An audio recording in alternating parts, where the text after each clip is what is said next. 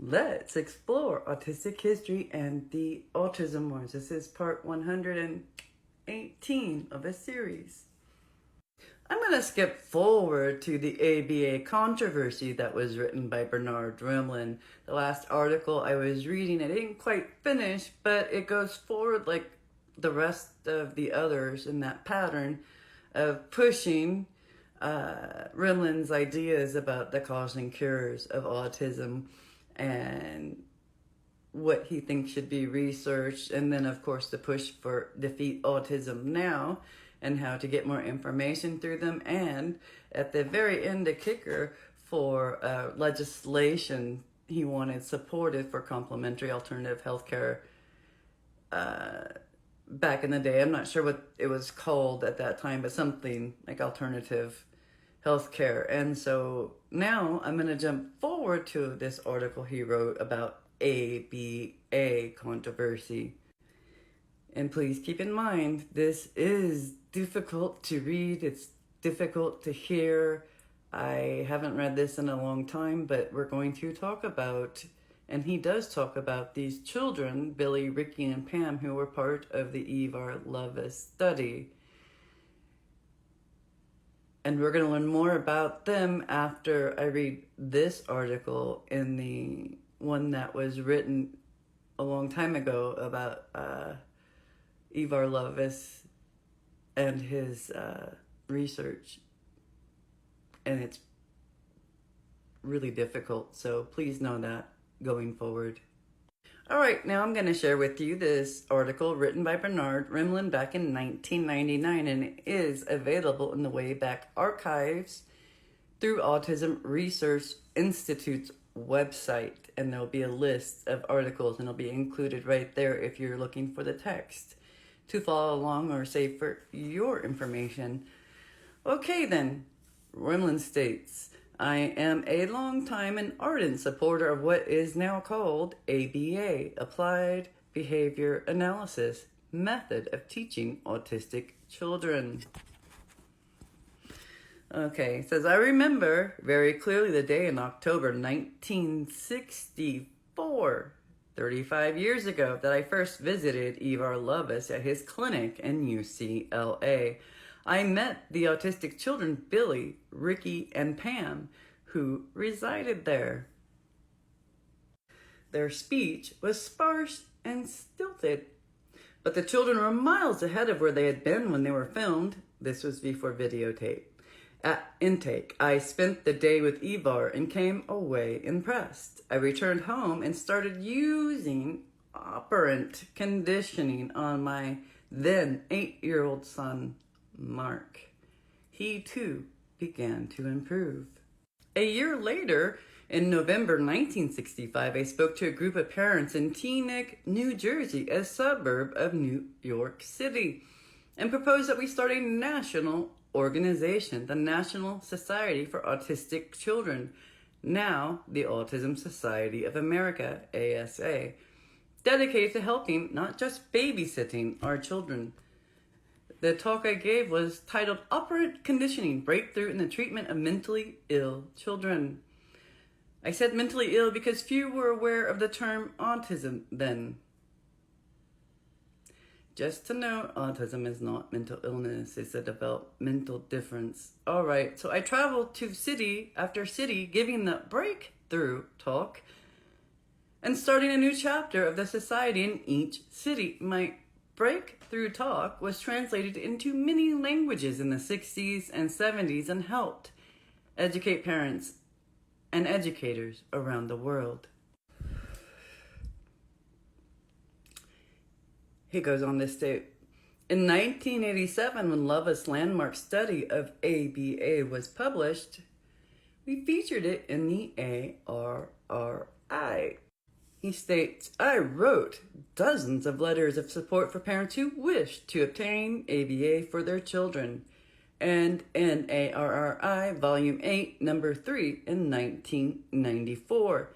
I published a generic letter of support, copies available on request, which was helpful, I'm told, to innumerable families fighting to get ABA for their children. Ooh, his ego's gonna come out here just a little bit. that's the one thing that's really thick with this guy. I just feel so much ego. I don't know. Are you guys getting that from his writings? I am. Okay, he states here, as a longtime advocate and supporter of ABA, I take back seat. Oh, he says, I take a back seat to no one. All right, let me read that again. As a longtime advocate and supporter of ABA, I take a back seat to no one. Okay. Having said that, I must tell you that I am dismayed and appalled at the ludicrous position taken by many other supporters of ABA who claim that ABA is the only scientifically validated treatment for autism. Not so, he says with an exclamation point. That position is not only false, it is absurd. Believe it or not, the Early Intervention Program of the New York State Department of Health has just published a series of clinical practice guidelines which makes that claim. Ooh, so the Autism Wars, even though Rimland supported ABA, coming right on into his world saying, yeah, this is the only valid treatment for autism. None of the stuff you're doing is valid. So here we got that front. So psychiatry and that front with genetic research. I was wondering how that was going to play, because ABA tends to weave in between both camps, or both camps of the autism community. It has no business in the autistic community. This is one of the reasons we are in such a huge revolution for civil rights. All right, let's get back to Rimland. It says, considering the weight of scientific evidence, there are several treatment approaches which clearly meet the criterion of scientific validation, and of these, at least two surpass ABA in terms of scientific supportability. I will confine my comments here to the treatment of modalities which most clearly exceed ABA in terms of level of scientific support. Not necessarily in terms of percentage of children helped, nor in terms of the degree to which they are helped, but only in terms of weight of scientifically valid evidence that the treatment effect is real. He went into a circle. Do you understand what he said? Okay, next paragraph. The New York State guidelines, which recommend ABA as the only effective treatment, explicitly reject vitamin therapy, gluten and casein-free diets, antifungal treatment, auditory integration training, sensory integration, and many other interventions. Okay, so ABA was considered the only therapy that helped autism all the way back in 99 and 98. I didn't know it went that far back with that particular statement. Okay, that was just filing that away in the brain up here. All right, so the Lovaas 1987 study, the centerpiece of ABA early intervention movement, that's the parent movement, attracted a great deal of attention because it employed a control group of more or less equally impaired children who were given less intensive, fewer hours per week treatment. This represented an important advance in methodology over no control group at all, the usual approach. But the study did not employ double-blind procedures. Those involved in the study knew how intensive the treatment was for each child. I am aware that it would have been exceedingly difficult, if not impossible, to develop a double-blind evaluation of intensive ABA treatment, but that does not change the fact that a double-blind was not used.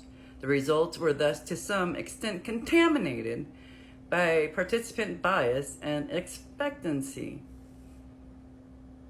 Ooh, Rimland's dishing the dirt back in 1999 on ABA. Oh, even though he supported it, the controversy comes up because ABA is getting the support of science, it's getting the support of others in a way that Rimland's work is not being supportive for his biological therapies as he's stating it. All right, more in the next video.